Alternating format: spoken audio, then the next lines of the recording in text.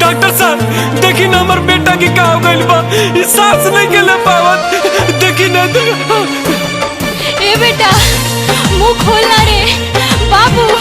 ए doctor साहब बचा ली हमरा बेटा के, बचा ली हमरा लाल के। देखिए आप लोग घबराइए मत, मैं देखता हूँ।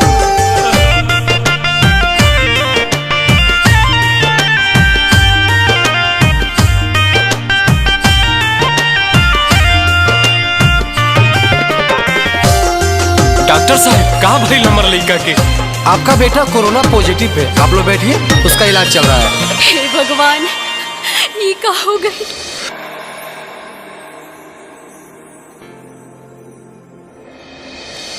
ए डॉक्टर साहब आज 5 दिन हो गई, कैसन बा हमार बेटा? क्या 5 दिन? क्या नाम था आपके मरीज का? हमार बेटा के नाम दीपक है। किस वार्ड में था? डॉक्टर साहब यही वार्ड में रहे। इस वार्ड के तो सारे मरीज 3 दिन पहले मर चुके हैं। ना ऐसा मत कही डॉक्टर साहब, हमार बाबू के कुछ नहीं कह सकत। डॉक्टर होले भगवान के रूप, लौके न सुगनमा भइल चू। बेटा रे कहाँ चल गई तू? डॉक्टर होले भगवान के रूप, लौके न सुगनमा भइल चू।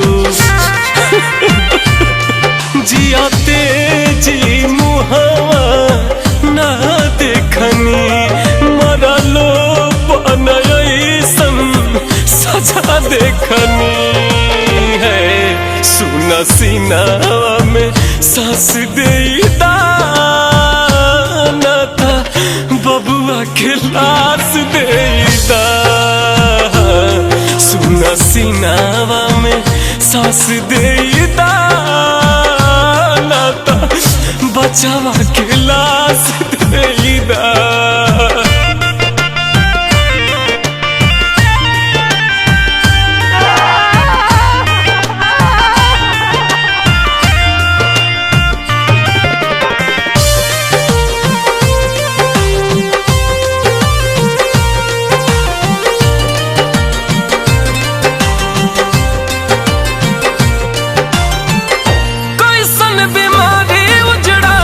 गाँव शहर बसती देह जार जाता नहीं, मिला तयस्ती।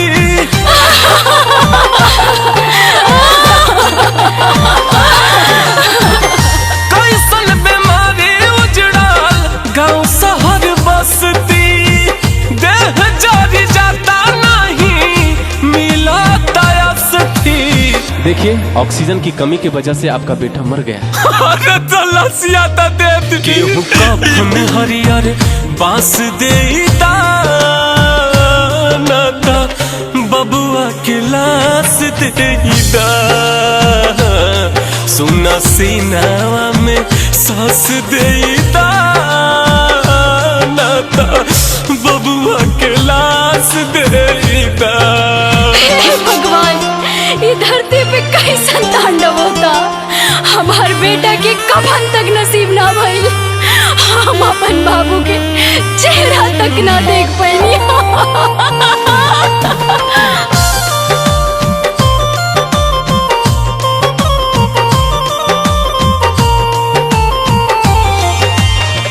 छुआछूत से सब करत माना,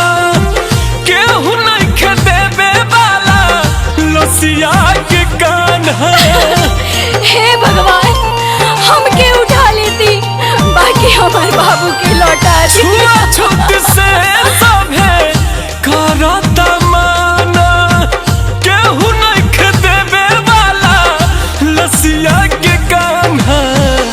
अरे बबुआ कहाँ गईले तू अपन माई के छोड़ के? केहू झूठो विश्वास देता बबुआ के लाश देता,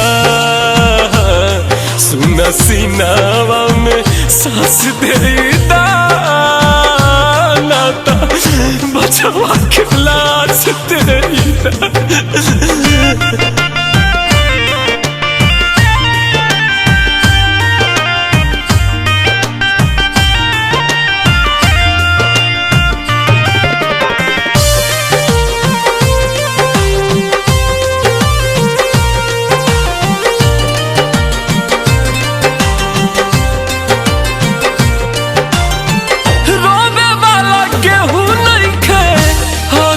बचन हो का होई धरती के सोच रोशन हो। हे प्रभु ई दुनिया के कोरोना के कर से बचा ली। रोवे वाला केहू नइखे अजय बचन हो का होई धरती के सोच रोशन हो। ए डॉक्टर साहब इतना तो बता दे हमार बेटा के लाश कहाँ गइल बाटे। आके राम जी तू आस देता नाता बबुआ के लाश देता, सुन सीनावा में सांस देता हमारा बचवा के लाश देता।